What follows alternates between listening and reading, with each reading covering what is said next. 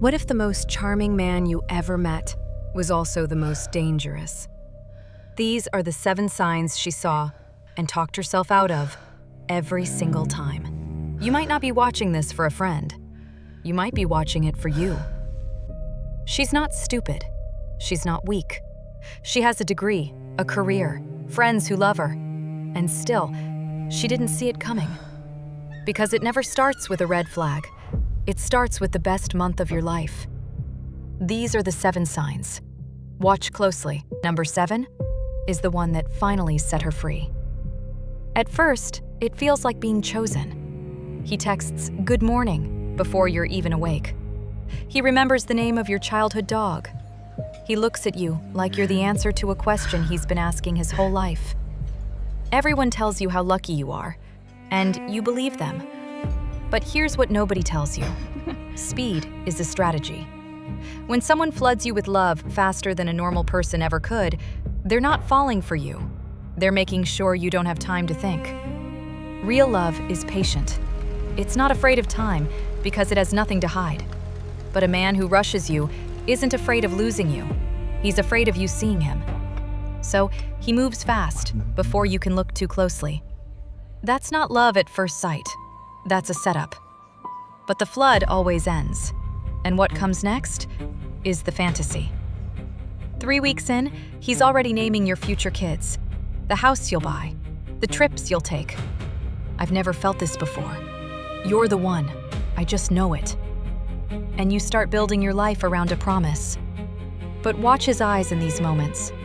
He's not dreaming about the future. He's watching to see if you are. Because the more real that fake future feels to you, the harder it becomes to leave when things get bad. And when things do get bad, and they will, you won't fight for the man in front of you. You'll fight for the future he promised. That's the trap. You'll stay for a life that was never coming. He's not offering you a life. He's installing a hostage. And once you're invested, the mask starts to slip. Just a little. Every ex he's ever had was crazy. Every friend who left betrayed him.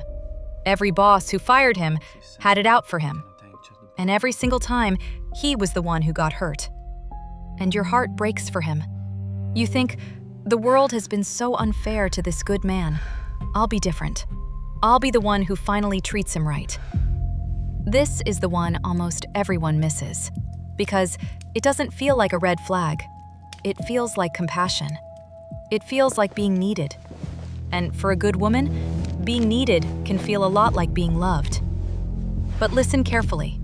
If he is always the victim, and everyone else is always the villain, it's not bad luck. It's a pattern. Those crazy exes, they were once exactly where you are now, sitting across from him, believing they were the different one. And one day, you will become the villain in his story too. Then one day, he goes quiet, cold, distant. No reason you can name. And you spiral. What did I do? How do I fix this? So you try harder. You get smaller. You apologize for things you didn't do. And then, he comes back, warm again. And the relief feels like air after drowning. That relief? That's the trap. Here's what's actually happening. Every time he pulls away and comes back, your brain floods with the same chemicals as an addiction. The uncertainty isn't a side effect, it's the drug. Because your brain just learned that his affection is something you have to earn back. Hot, then cold. Pull you in, push you away. Every cycle, the hook goes deeper. This isn't a rough patch. It's a training program. And you're the one being trained. If you felt even one of these in your own gut, you're not crazy, and you're not alone. This channel exists so that next time, you'll see it coming. Subscribe and stay with me, because the next 3 are how he takes your reality apart. You remember it clearly.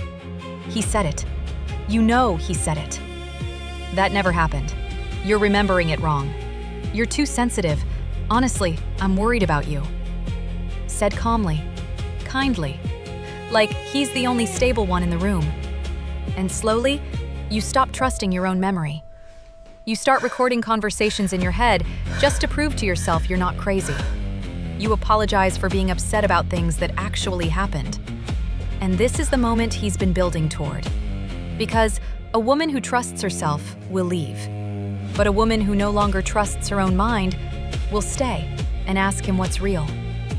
That's gaslighting. It's not a disagreement. It's the slow rewriting of what's real, until the only version of reality left standing is his. And once you don't trust yourself, he doesn't even need to lock the doors. It never looks like control. It looks like love. Why do you need to see them? I thought I was enough. Let me handle the money. I don't want you to stress. Just tell me where you are so I don't worry.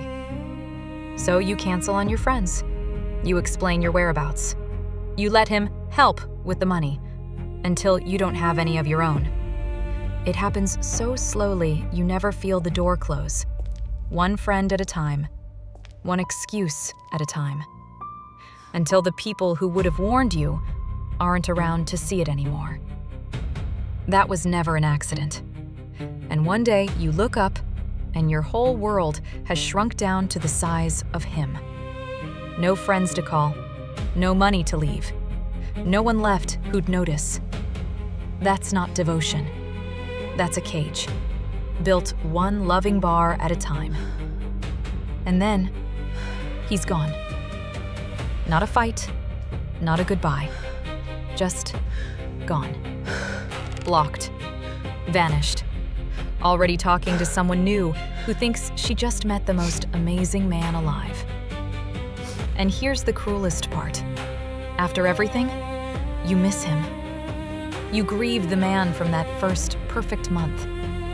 But that man never existed.